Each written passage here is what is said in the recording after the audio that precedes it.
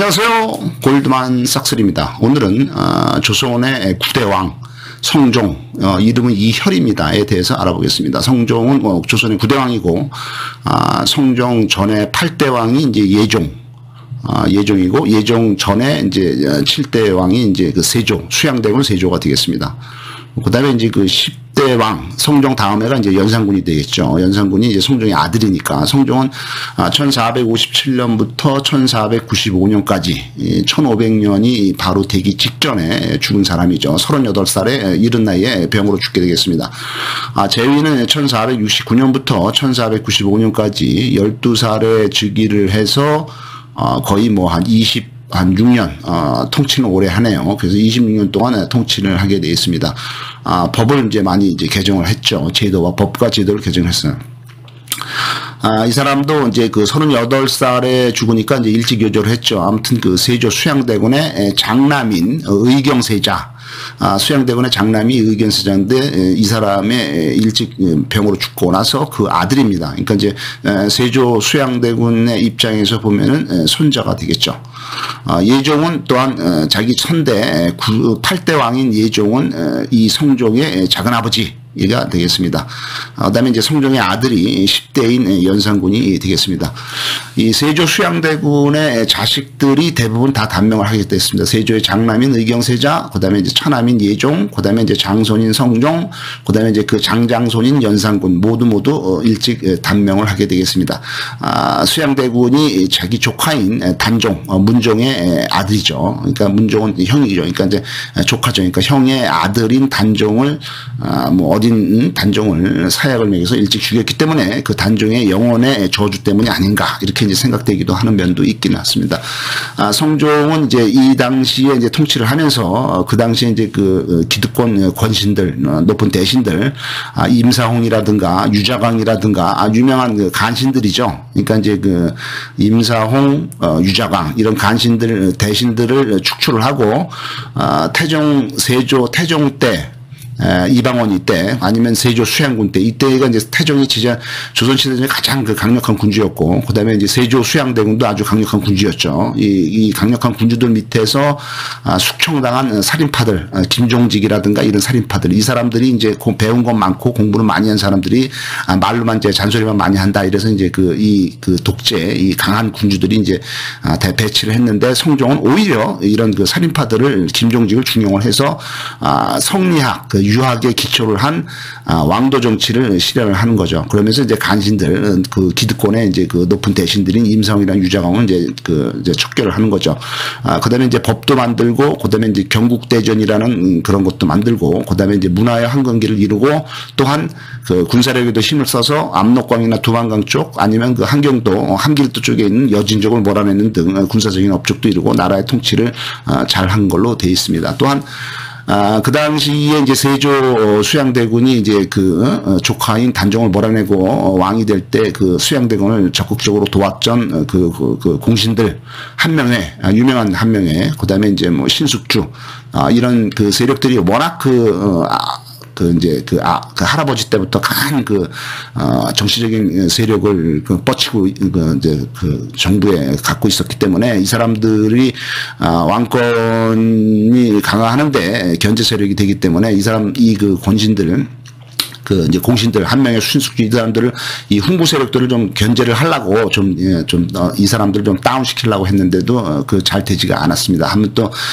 또한 자기 이제 마누라라든가 이런 외척 세력 영향을 많이 받게 되겠습니다. 하지만은 이 성종이 이제 여자를 좋아해서 후궁들 간의 갈등이 많게 되겠습니다. 첫째 부인은 또 한 명의 딸인데 이 사람의 첫째 부인이 일찍 요절을 하고 1479년에 이제 성종이 문제가 된 거는 이제 마누라인 폐비 윤씨, 연산군의 엄마, 이 사람 때문에 나중에 정치적인 피바람이 부는데 1479년에 22살 때에 두 번째 부인인 폐비 윤씨, 수기 윤씨죠. 그 벼슬은 이제 수기가 되겠죠. 아무튼 폐비 윤씨가 이 질투심이 강해서 나머지 후궁들하고 싸우다가 이제 문제가 되게 됐습니다. 이 패비 윤 씨는 숙이 윤 씨는 신숙주 그때 이제 대신 수양대군 그 세조 등극하는데 공을 세운 신숙주의 조카가 되겠습니다. 이 사람이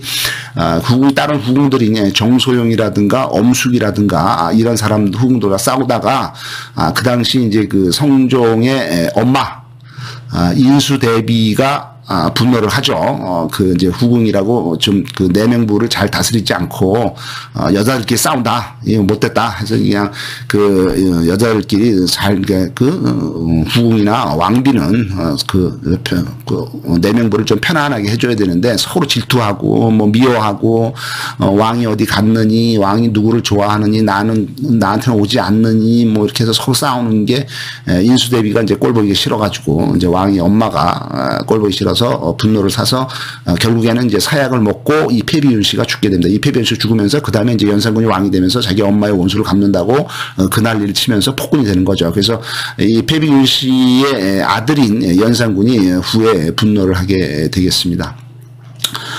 다른 후궁인 또 윤씨라는 또 딴 여자가 이제 왕비가 되는 거죠. 그래서 이 왕비가 정현왕후가 되고 이 사람이 이제 그 성종을 이제 그 어린 성종을 키워주게 되겠습니다. 그러니까 딴 엄마가 키워준 거죠. 자기 엄마는 이제 사약 먹고 죽고 이 성종 입장 연산군 입장에서 보면은 그래서 조선의 22 그 왕비가 정현왕후가 이제 조선에 이제 그 연산군 다음에 이제 그 등극한 사람이 중종인데 중종은 중종 반정을 일으켜서 쿠데타를 일으켜서 이제 그 등극을 하죠. 그래서 중종이 왕이 될 때 진성대군이죠. 이 진성대군이 등극을 하는데 이 진성대군의 엄마 중종의 엄마가 바로 이 그 정현왕후가 되겠습니다.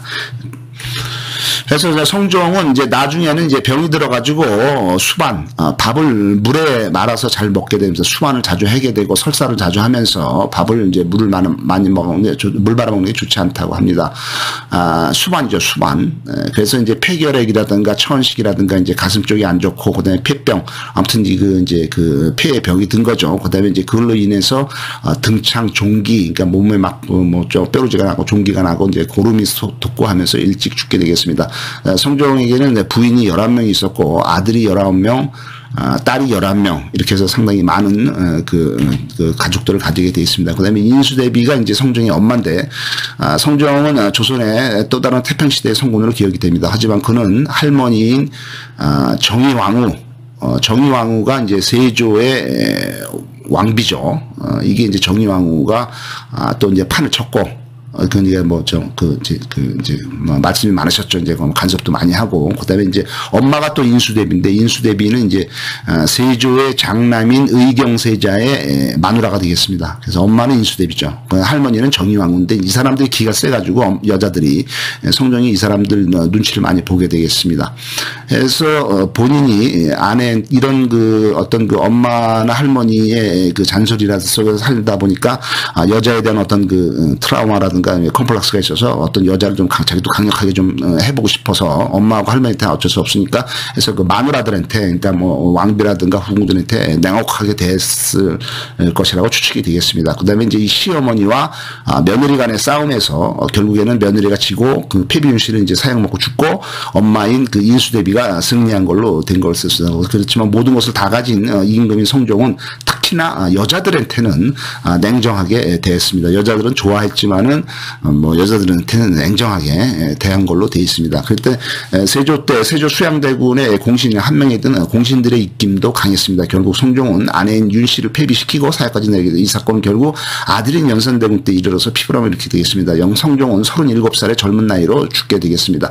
당시 신진사림이 등장하면서 훈구 공신들의 세력을 견제하게 된 것이다. 왕권이 강화되고 성종 때는 왕권이 강화되고 태평성대를 이루게 된 것입니다. 절대 권력은 반드시 부패하게 돼 있습니다. 그러니까 절대 권력이 있어서는 안 되죠. 어떻게 그 서로 이제 견제를 할 수 있게 지도적으로 만들어야 되겠습니다. 언제나 어디서든지 견제 세력이 반드시 필요합니다. 그래야만이 그 오만과 방만, 방심, 자만 이거를 물리치고 겸손하게 정권을 유지하고 나라를 잘 유지할 수 있게 되는 것이기 때문에 항상 절대 권력을 갖지 않도록 권력을 이렇게 좀 나눌 수 있는 어떤 그런 제도적인 장치 이런 거를 만들 필요는 반드시 있다. 그래서 우리나라 같은 경우도 무슨 뭐 어떤 검찰 독재라든가 그다음에 이제 언론에 편향된 거라든가 이런 것들을 막을 수 있는 그 어떤 제도적인 장치, 공평하고 투명하게 이런 것들이 운영될 수 있는 어떤 제도를 만들어 놔야지. 그렇지 않고